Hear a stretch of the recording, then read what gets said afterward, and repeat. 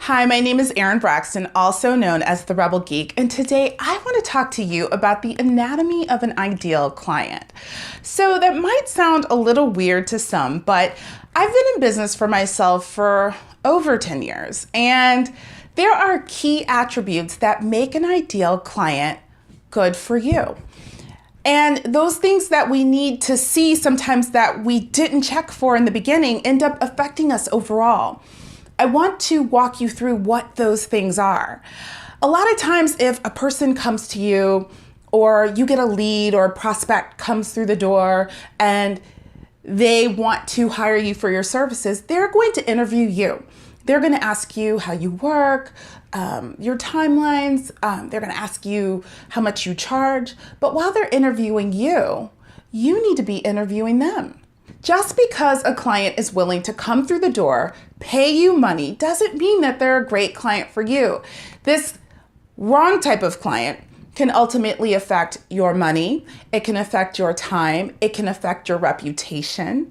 It just might not be a great fit. So in my opinion, there are 5 key attributes, 5, that make the ideal client. And I want to walk you through what those are. The first key attribute of an ideal client is their passion. Is this company, business, person, potential client passionate about what they do? I cannot tell you how important that is and how it affects everything else in this person's business. I love what I do. I love to get up in the morning and get the work done. I like being creative. My juices are constantly flowing because I have passion about what I do. Everyone doesn't feel the same. If you find yourself confronted with a potential client or a client who isn't passionate about what they do, sometimes they don't incentivize passion in their customers. They can't grow their business because of it. They don't incentivize you to work hard for them. So this is a problem. People need to be passionate about what they do. Passion is so important in your business. The second key attribute for the ideal client, in my opinion, is their head in the game. And what I mean is, are they treating their business like a hobby? Because if they're treating their business like the hobby that they think it is, that means they're treating your time as a hobby and your potential income as a hobby. And this is not the type of person that you want to work with. This person can cause you problems later on. Sometimes you're not going to be able to connect with them. You're not going to be able to find them when it's time to get paid, progress their project forward, just really move things along. You want people who are completely committed to their business. And I've had customers who are great. I feel like these customers are amazing as far as what they want to do, and they have good intentions, but they have their business mind elsewhere. Not in this business, maybe in their real job, their day job, not in what we're doing day by day. And this can affect my money later on. This can affect how quickly I get paid, how quickly I can advance the job forward. My goal is to work with people who are just as serious about what they're doing as I am about what I'm doing. I'm there, I'm current, and I'm in it every single day. If you have clients who aren't doing that and who don't have the same type of commitment as you do, this can affect your income. This can cause problems later on. When they start looking around and realizing, wow, this business isn't really going anywhere. Things aren't growing. Things aren't popping off the way I want them to. It might be because they're treating their business like a hobby, but doesn't necessarily mean they're going to see it that way. They might look at you and think, you're not doing a good enough job. You want people who take their businesses seriously and who are committed. The next key attribute that makes an ideal client, in my opinion, would be their reliability and their follow through. Now, we've all been there. We've set client calls, we've set meetings and they get canceled, or you call the client at the time of the meeting and they're like, oh, I can't do it. Or whatever they say they're going to do for you, provide to you, get to you, they're not doing that. This is a red flag. This is a problem. Again, when you enter into a relationship with a client or a potential customer, it is a relationship of trust.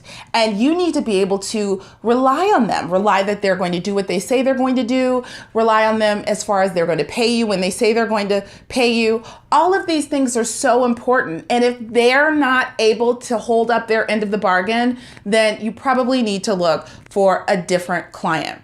My fourth key attribute for the ideal client is their activity in their business. Now, is this person active in their business? And this goes along with sort of, is their head in their business? And the reason I separated the two is because a lot of people can talk a good game and they're involved in about their business, but they're not willing to do what it takes to really grow and move their business forward and to achieve those goals.